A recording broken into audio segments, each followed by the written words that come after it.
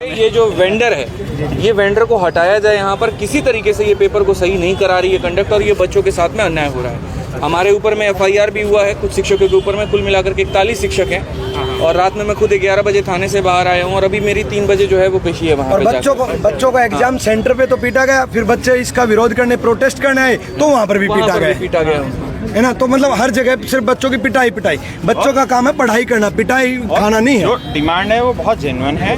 हम सीधा एक चीज़ कह रहे हैं कि हम ना आपको ये कह रहे हैं कि वैकेंसी बढ़ा दो, वो आपसे होगा नहीं। हम ये नहीं कह रहे कि आप प्राइवेटाइजेशन करो, जो मर्जी करो। हम कह रहे हैं जितनी वैकेंसी निकाल रहे हैं उस पर आप फीस 100 रुपये की जगह 1000 रुपये लो बच्चों से, लेकिन एक भी पेपर लीक नहीं होना चाहिए, और ना ही एक भी बच्चे के ऊपर हाथ मिसमैनेजमेंट नहीं होनी चाहिए। इस बार अगर हाथ मिसमैनेज नहीं होना तो गलत हो जाएगा, क्योंकि बच्चे पीटे जा रहे हैं। सेंटर्स में बच्चे माउस और कीपैड के लिए रोने लग रहे हैं। वहाँ पे पेन कलम इन चीज़ों के लिए लड़ाई नहीं होगी। आप फीस बढ़ाइए, लेकिन पेपर टाइमली कंडक्ट करा दीजिए और अच्छे से कंडक्ट करा दीजिए। पेपर अच्छे से कंडक्ट कराओ, वरना पेपर ही मत लो। कल जो आप लोग गए प्रोटेस्ट के लिए गए थे कि कुछ मांग रखने गए थे? असल में हमारा जो मांग था वो DOPT मिनिस्टर के साथ में था कि 4 लोगों की मीटिंग उनसे करा दी जाए, लेकिन उसके बाद में उन्होंने मीटिंग कराई नहीं, और उल्टा वहाँ पर जो पुलिस वाले थे उन्होंने लाठी चार्ज कर दिया, सारे शिक्षकों के ऊपर में किया, और मतलब बहुत बुरी तरीके से घसीटते हुए किसी का पैर पकड़ के, किसी का हाथ पकड़ करके बस में डाला। अलग अलग जगह में दिल्ली में बसों को छोड़ा, कोई एक जा करके गुड़गांव मानेसर में, मुझे ले गए वहाँ पर बवाना साइड में, काफ़ी देर तक बिठाए रखा, ना पानी दिया ना कुछ दिया। कोई दिक्कत नहीं है, तुम जो अत्याचार करना है करो, प्रॉब्लम यहाँ पर यह कि पेपर सही से कराओ, इस बात को लेकर के। और उसके बाद शाम को फिर जंतर मंतर पर धरना किया तो वहाँ भी लाठी चार्ज कर दिया, काफ़ी चोटें आई। आप देख सकते हैं यहाँ पे पूरा गला छिला हुआ है मेरा यहाँ, ठीक है। FIR भी मेरे ऊपर में हुआ है, तो अभी उसी के लिए मुझे DCP ऑफिस भी जाना है। कनॉट प्लेस में मेरे ऊपर FIR हुआ है।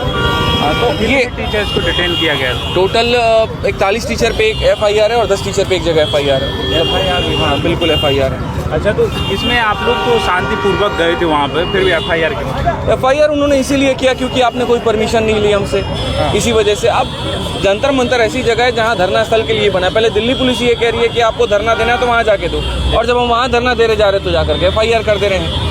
क्या इस देश में एक युवा अपनी बात नहीं कह सकता है? क्या हम इस बात का विरोध नहीं कर सकते हैं कि बच्चों के साथ में गलत हो रहा है? इसमें क्या गलत है कि यहाँ पर ऐसे जगह सेंटर दे दिया गया जहाँ नीचे आटा चक्की चल रहा है और ऊपर में जो है वो लैब बना दिए हैं। 10-10 लाख रुपए में लैब बिक रहे हैं, 20 सिस्टम लगा दिया और उसको सेंटर नाम घोषित कर दिया जा रहा है। SSC ने जाकर के ये नहीं देखा कि वो सेंटर सही भी है कि गलत है। वहाँ पर पेपर कराया भी जा सकता है कि नहीं कराया जा सकता है? कौन ऐसा भारत में पेपर है जहाँ बच्चा मोबाइल लेके चला जाएगा?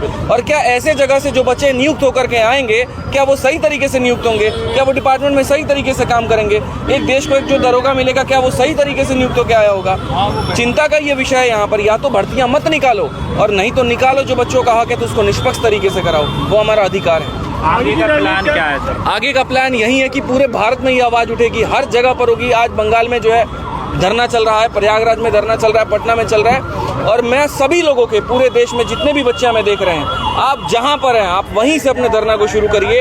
आप बिल्कुल भी यहां पर ये मत एक्सपेक्ट करिए कि कोई आपका नेता बनेगा, कोई आपका लीडर बनेगा और वो शुरू करेगा। ये आपकी लड़ाई है, आपको लड़ना है, आपको करना पड़ेगा, आपको आगे बढ़ना पड़ेगा।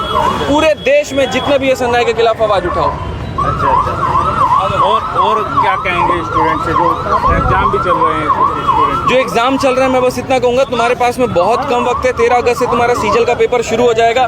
जितना कोशिश कर सकते हो ग्रीवांस डालने की, ट्विटर पे कैंपेन करने की, अलग अलग जगह पर प्रोटेस्ट करने की, आप उतना करिए ताकि सरकार को, इस बहरी सरकार को आवाज़ पहुँचे, इसको समझ में आए यहाँ पर कि ये जो खिलवाड़ हो रहा है पेपर के नाम पर, ये बंद होना चाहिए।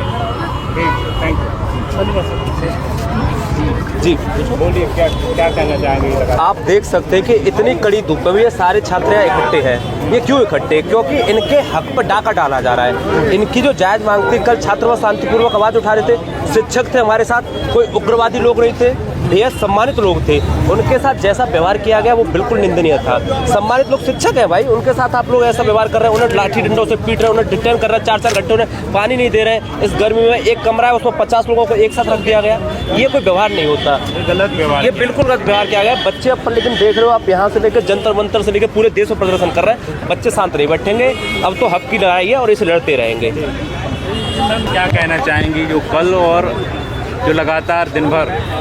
बस यही कहूँगी कि देखिए अभी फ़िलहाल अगर डीओपीटी से सिर्फ हमारी गुजारिश है कि जितने भी यहाँ टीचर्स आए हुए हैं, भारत के हर कोने से टीचर्स हैं, अगर सिर्फ यहाँ पर एक उनसे मीटिंग हो जाए जिससे कि अपनी जो बातें हैं वो यहाँ पर हम रख पाएँ, सिर्फ यही चीज़ चाहते हैं। क्योंकि कल भी काफ़ी हद तक चीज़ें हुई, बच्चा परेशान हुआ, और आज वापस से वो चीज़ें सेम स्तर पर अगर ना हो, बच्चे परेशान ना हो, सिर्फ ये जितनी भी समस्याएं हैं इनके बारे में हम जा कर के बात कर पाएँ और उनसे मिलने का समय दिया जाए। क्योंकि कल यही दिक्कत आई थी कि उनसे मिलने का ही समय नहीं दिया जा रहा था। तो आज क्या प्लान है? अभी यही है कि एक बार मीटिंग करते हैं, देखते हैं, और उसके बाद किस प्रकार से आपके चैनल से भी यही रिक्वेस्ट करेंगे कि अगर डीओपीटी में मंत्री जी से किसी भी प्रकार से जो प्रॉब्लम्स हैं उनकी तरफ से सुनवाई कुछ हो जाए, यहाँ पर बस ये एक उनको सुनना होगा।